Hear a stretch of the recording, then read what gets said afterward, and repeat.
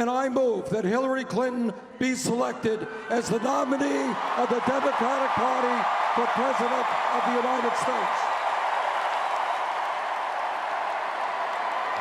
All in favor of the motion, say aye. Opposed, no.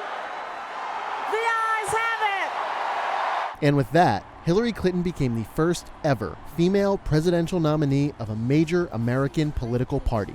It was an historic event for women in America, and the convention made sure to underline the moment, beginning with the theatrics of the roll call vote. I am proud to be joined here by Jerry Airmit, age 102. Remember, 102 years ago, women weren't even allowed to vote for the president. Arizona cast 34 votes for Senator Sanders.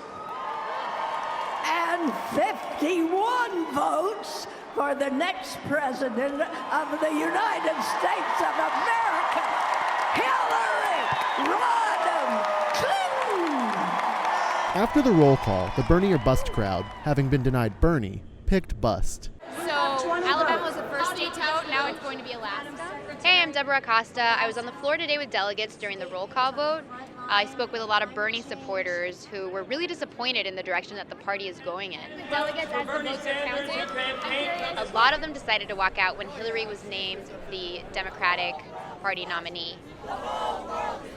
When I went outside to speak with them, they were disappointed in the way that the Democratic National Committee ran the election. Is this what democracy looks like? They want change in terms of the superdelegate process. The more changes they see like that, the more they'll come together, and the more likely they'll be to vote for Hillary in November. We are preparing to shatter the highest, strongest marble ceiling in our country. Back in the convention center, the party's congresswomen gathered on stage.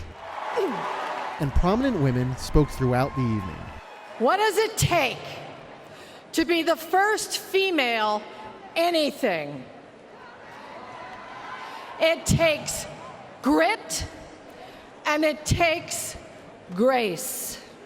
The party also embraced the Black Lives Matter movement, highlighting the female perspective by inviting the mothers of the deceased whose names had become rallying cries to speak about their pain. I'm Yami Shalcenter. I'm a national political reporter for the New York Times. These mothers were specifically talking about the pain that they are continuing to go through. Delegates that I talked to and people on Twitter were both reacting in very similar ways, really thinking about the idea that they were deeply personal and that these women were really putting a face to a lot of the pain that we think about. His life ended the day that he was shot and killed for playing loud music. But my job as his mother didn't. They were saying this woman, she is the one that's going to be able to take this country in a new direction. Hillary Clinton isn't afraid to say that Black Lives Matter. In another first, Hillary Clinton is the only major party nominee in history married to a former president. I'm Mark Landler with the New York Times. Bill Clinton's speech tonight at the Democratic Convention was designed with one goal in mind: to personalize his wife Hillary Clinton. If you were sitting where I'm sitting, and you heard what I have heard at every dinner conversation, every lunch conversation, on every long walk, you would say, this woman has never been satisfied with the status quo in anything. She always wants to move the ball forward. That is just who she is. She was, as he put it, still the best darn change maker I have ever known. Finally, an unsubtle visual metaphor.